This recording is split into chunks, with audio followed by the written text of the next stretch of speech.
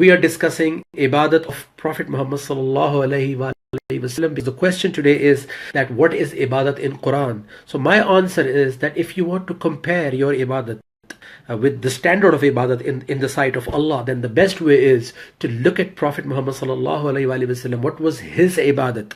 We are not discussing his ibadat yet, but we are discussing the results of his ibadat. That his ibadat brought results that will be remembered and learned from till the day of judgment. He produced ashaba like Hazrat Abu Bakr Siddiq radiyallahu anhu, Hazrat Umar ibn Khattab radiyallahu anhu, Hazrat Ali radiyallahu anhu, Hazrat Uthman Ghani, Khalid bin Walid radiyallahu anhum, and such huge names he produced. Fatah Makkah, conquered Mecca without a drop of blood, with his ikhlaq, with his darguzar, with his preaching, with his dawat, with his the character that the example that he set. He was not a landlord, he was not a billionaire, he was not a media tycoon that he had TV channels and he had access to people's homes.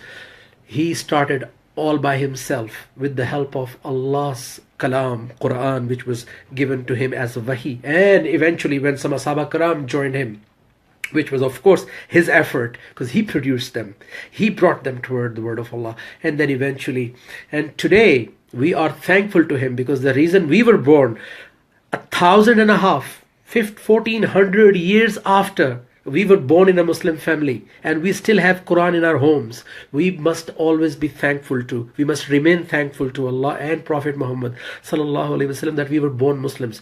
But my question to you, that are we sure that our third, fourth, fifth, sixth generation will be Muslims and they will be taking help from Quran? If we today, because life is changing, world is changing very fast, life is getting busier and busier, technology and everything, has taken over.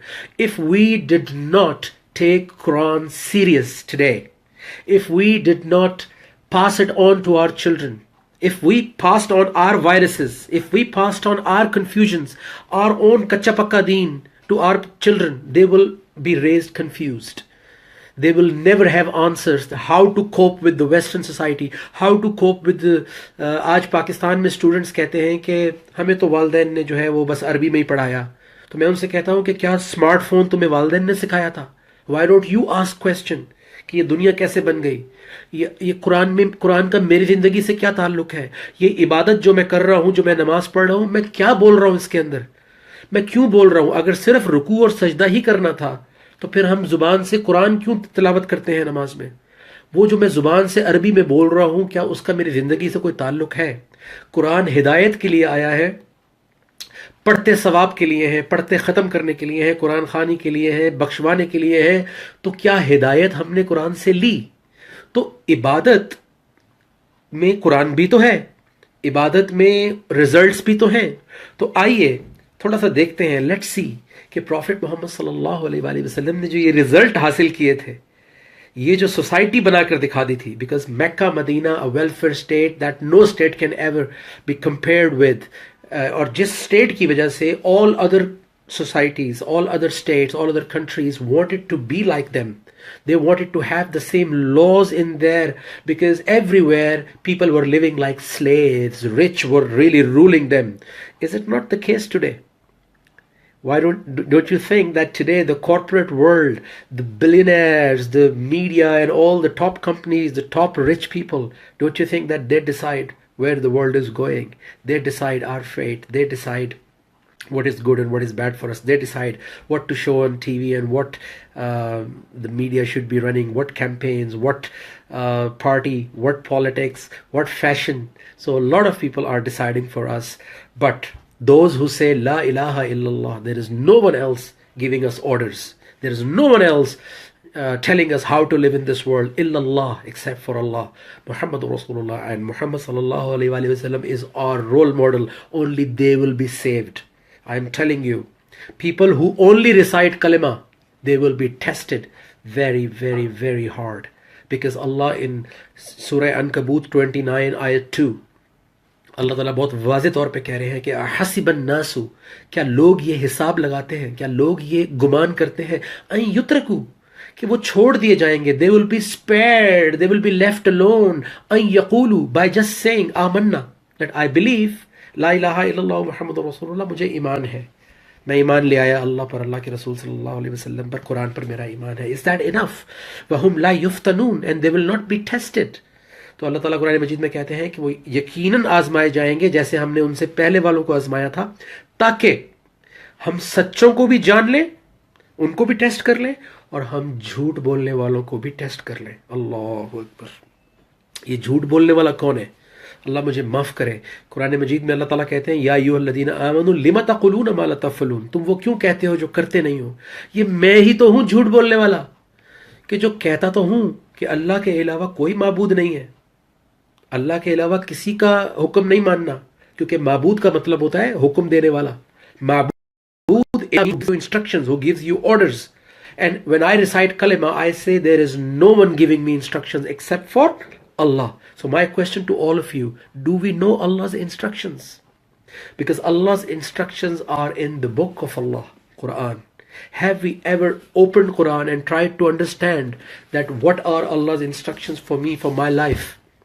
تو جب تک میں سمجھوں گا نہیں کہ اللہ کیا کہہ رہے ہیں، مجھ سے کیا حکم دے رہے ہیں، کیا اللہ صرف نماز پڑھنے کا حکم دے رہے ہیں، کیا اللہ صرف روزہ رکھنے کا حکم دے رہے ہیں، کیا اللہ صرف عمرہ اور حج کرنے کا حکم دے رہے ہیں، کیا اللہ صرف زکوٰۃ دینے کا حکم دے رہے ہیں، یا اللہ تعالیٰ 6667 آیات میں اور بھی احکامات دے رہے ہیں جس میں ہماری پوری زندگی، پورا دین آ جاتا ہے، پوری لائف کے نشیب و فراز، ups and downs, challenges, stresses, depressions, how to deal with the world, how to deal with children, how to deal with your parents, how to deal with your society, how to keep your nafsiyat stable and balanced. Are those all not ayat? Is Quran not going to guide us how to keep our life successful here and there? But when would we know that? So, عبادت، profit محمد صلی اللہ علیہ وآلہ وسلم کی عبادت کیا تھی؟ تو اللہ کے رسول صلی اللہ علیہ وآلہ وسلم کی عبادت کا معیار ایک آیت سے پتہ لگ جائے گا آپ کو. سورہ الانعام 6 آیت 161 162. ابھی تک جو میں نے بولا ہے، آئی ہوپ اس سے آپ کو تھوڑا بہت اندازہ ہو گیا ہوگا کہ عبادت جو ہے وہ پریکٹیکل ہے، کیونکہ اللہ کے رسول صلی اللہ علیہ وآلہ وسلم کی عبادت پریکٹیکل تھی، اس سے ریزلٹس آئے تھے. ہماری عبادت سے ریزلٹس نہیں آ رہے، ہماری عبادت کا ہمسائے کو نہیں پتہ لگ رہا، یعنی عبادت کے اثرات، عبادت کے ایفیکٹس ہمارے نیبرہڈ کو نہیں پتہ لگ رہے. ہماری گلی میں جو کچرا پڑا ہوا ہوتا ہے، ہماری گلی میں جو کچرا ہم پھینک دیتے ہیں، خاص طور پہ پاکستان میں جو کئی کئی دن پڑا رہتا ہے، وہاں پہ کھلا کچرا پھینک دیتے ہیں ہم. کیا یہ، اب میں کیا بولوں، کیا ہم نے اپنی عبادت سے یہ سیکھا ہے کہ باہر اپنے گھر سے باہر کچرا پھینک دو؟ کیا ہمارا ہمسایہ ہم سے خوش ہے، ہم سے تنگ ہے؟ ہمارے بچوں کے اندر کتنا ایمان ہے؟ ہمارے بچے ڈزنی کیریکٹرز کو، بالی ووڈ سٹارز کو، ہالی ووڈ سٹارز کو زیادہ جانتے ہیں، یا وہ اصحابہ کرام کے بارے میں جانتے ہیں، یا وہ جانتے ہیں صبر کیا ہے، شکر کیا ہے، اللہ سے معافی کیسے مانگنی ہے، اللہ کون ہے، اللہ کے رسول صلی اللہ علیہ وآلہ وسلم کا ہم سے کیا رشتہ ہے؟ کیا ہمارے بچے یہ زیادہ جانتے ہیں، یا ہمارے بچے ڈزنی کیریکٹرز کو زیادہ جانتے ہیں؟ ہمارے بچے سپورٹس سٹارز کو زیادہ جانتے ہیں، ہمارے بچے کرکٹرز کو زیادہ جانتے ہیں؟ Where are we going, where are we headed? آئیے اپنی عبادت کو دیکھتے ہیں. پہلے دیکھتے ہیں کہ اللہ کے رسول صلی اللہ علیہ وآلہ وسلم کی عبادت کا معیار کیا ہے. سورہ الانعام 6 آیت 162.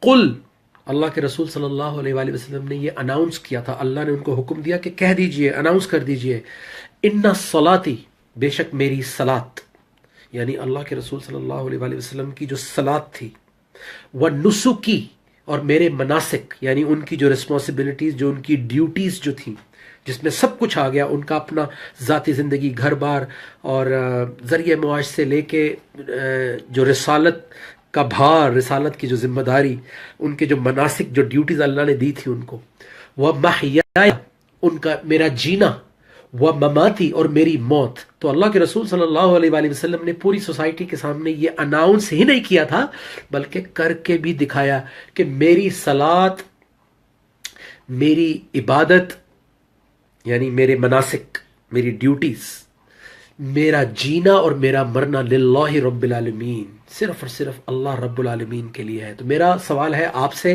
اور اپنے آپ سے، کیا میری زندگی کا، آپ کی زندگی کا، اپنے آپ سے سوال کیجئے. آپ سب لوگ please ask yourself this question, that the reason of our life, the purpose of our life, is it the same as Prophet Muhammad sallallahu alaihi wasallam's life. کیونکہ ان کی لائف کا پرپس کیا ہے؟ میری صلات، میرے مناسک یعنی میری ڈیوٹیز، میرا جینا اور میرا مرنا، یعنی پوری زندگی آ گئی اس میں للہ رب العالمین، صرف اور صرف اللہ کے لیے ہے. اس کا کیا مطلب ہے اللہ کے لیے ہے؟ اگلی آیت میں بتا رہے ہیں لا شریک لہ، اس کے اندر کسی کو میں شریک نہیں کروں گا. وبذالک امرت، اور مجھے یہ حکم ملا ہے اول المسلمین، کہ میں سب سے پہلا جھکنے والا، سب سے پہلا رول ماڈل، سب سے پہلا مسلم بن کر دکھاؤں سب کو. تو اللہ کے رسول صلی اللہ علیہ وسلم کی عبادت یہ نہیں تھی کہ انہوں نے سب کو چھوڑ دیا، سب کو چھوڑ کے کہیں نکل گئے. نہیں نہیں نہیں نہیں نہیں، انہوں نے اپنی پوری زندگی کے اندر اللہ کو نمبر 1 باس بنا لیا کہ میری زندگی کا ہر عمل، ہر سوچ، ہر بات، ہر ایکشن جیسے اللہ کا حکم ہے میں ویسے کروں گا.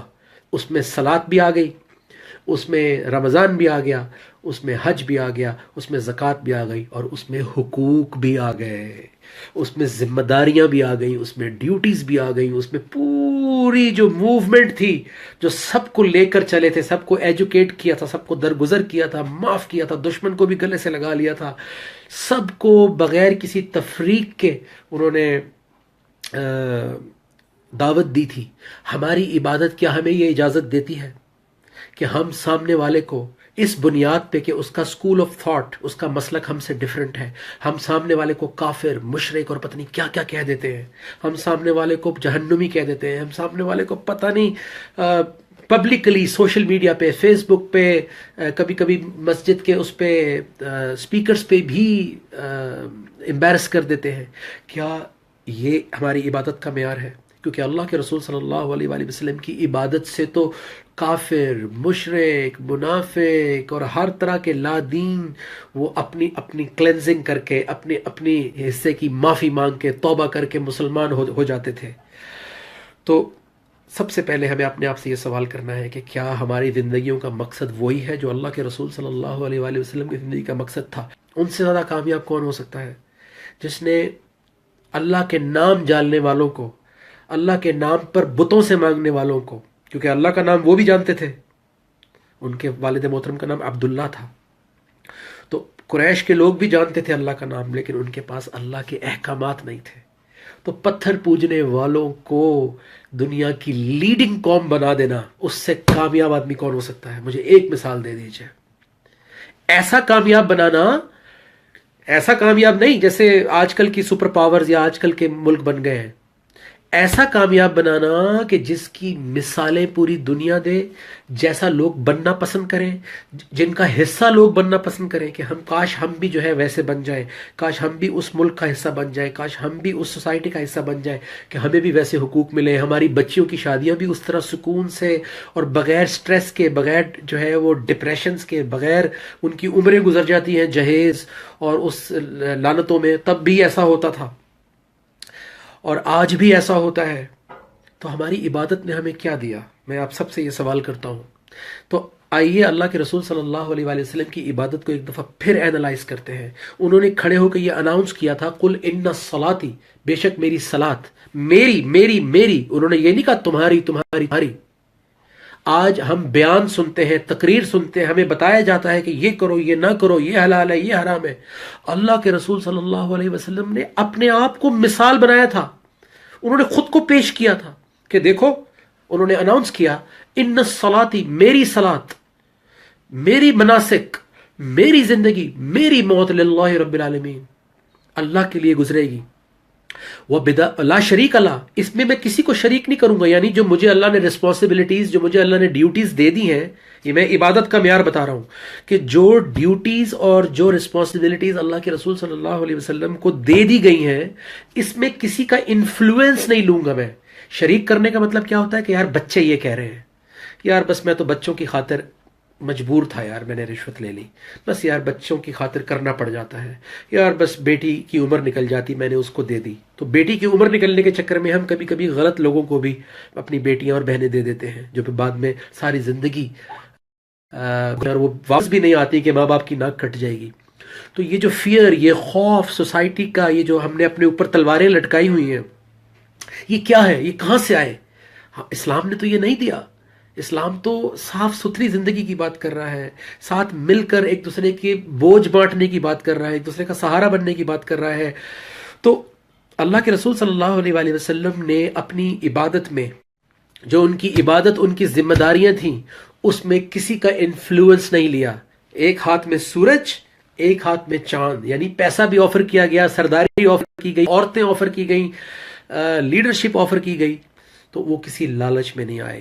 آج ہم ساری عبادات کر کے بھی گھروں میں کیا لالچ میں نہیں آ جاتے؟ کیا ہم ایک ہاتھ میں سورج ایک ہاتھ میں چاند رکھ کے بھی کمپرومائز نہیں کر رہے؟ کیا ہم یہ مثال دے سکتے ہیں اپنے گھروں میں کہ بھی میرے ایک ہاتھ میں سورج ایک ہاتھ میں چاند بھی دے دو، میں کمپرومائز نہیں کروں گا اللہ کے احکامات پر؟ تو آپ خود جانتے جائیے، خود دیکھتے جائیے کہ ان کی عبادت کا معیار اور ہماری عبادت کا معیار، تو پھر ہم کیسے اس حالت میں نہ ہوں جس حالت میں آج ہم ہیں. اس کے بعد وہ کہتے ہیں وَبِذَلِكَ أُمِرْتُ، اور مجھے اس بات کا حکم دیا گیا ہے وَأَنَا أَوَّلُ الْمُسْلِمِينَ، کہ میں سب سے پہلا مسلم، سب سے پہلا جھکنے والا بن کے دکھاؤں.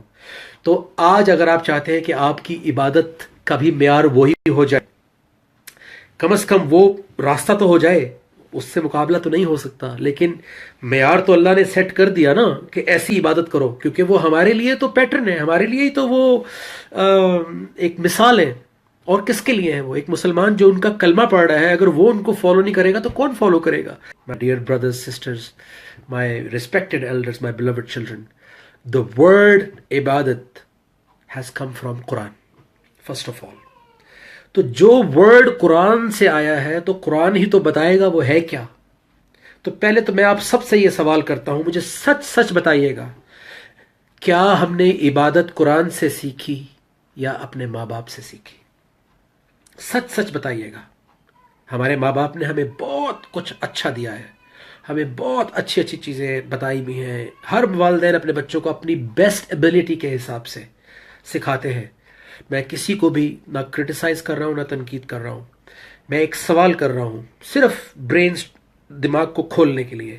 ڈڈ وی لرن دا ورڈ عبادت from the Quran?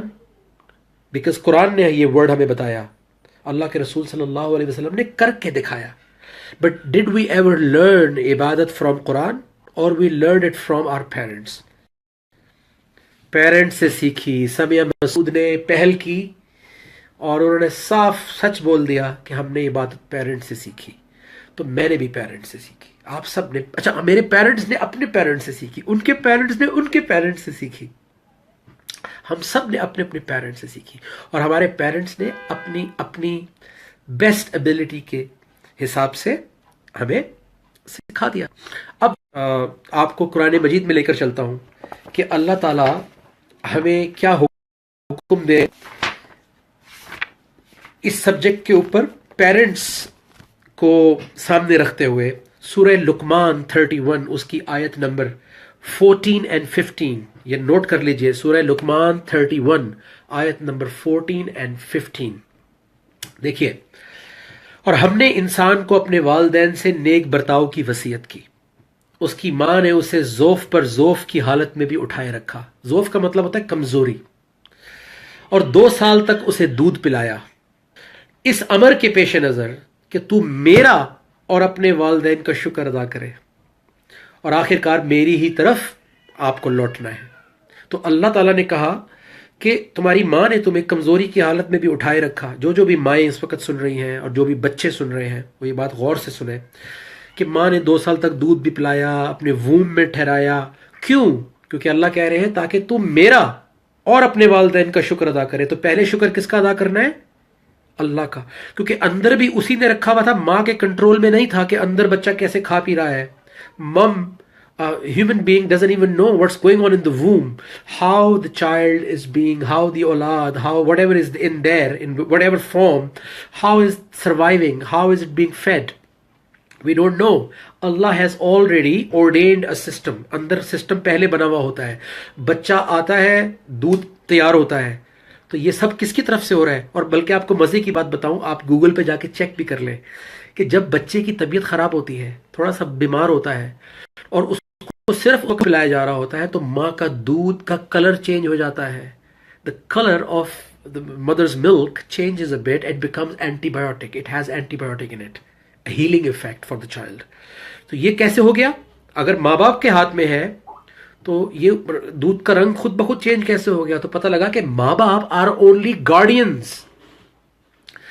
Please I request and beg to all the parents, میں سارے والدین کو ہاتھ جوڑ کے یہ ریکویسٹ کرتا ہوں کہ بچوں کو اپنی پراپرٹی، بچوں کو اپنی اونرشپ نہ سمجھیے.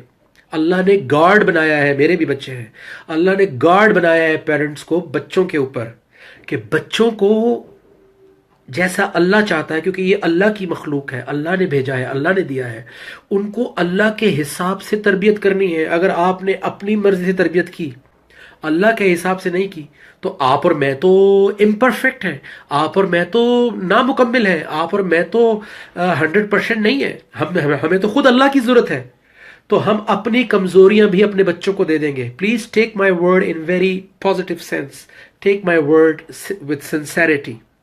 بچوں کو یہ حکم دیا اللہ نے کہ پیرنٹس اگر کسی ایسی چیز کا حکم دے جس کا اللہ نے حکم نہیں دیا تو تب ان کی اطاعت نہ کرو، لیکن پھر بھی ان کے پورے رائٹس دو. اس کا مطلب ہے اللہ کہیں پہ بھی نہیں کہہ رہا کہ جو پیرنٹس سے ملا ہے اس کو ڈبل چیک بھی نہ کرو، اس کو ویریفائی بھی نہ کرو.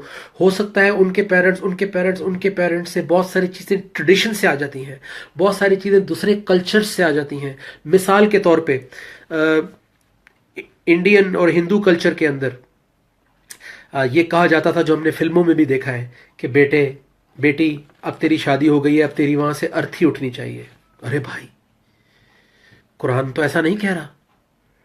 قرآن تو نہیں کہہ رہا کہ تیرا وہاں سے جنازہ اٹھنا چاہیے. ہو سکتا ہے کہ وہ رانگ نمبر لگ جائے، کبھی کبھی کمپیٹیبلٹی نہیں ہوتی، کبھی کبھی والدین نہیں دیکھ پاتے، چھان بین نہیں کر پاتے، غلط آدمی مل جاتا ہے، غلط عورت مل جاتی ہے. تو اس کا اللہ نے ایک حل رکھا ہوا ہے کہ السلام علیکم اور اپنے اپنے راستے پہ.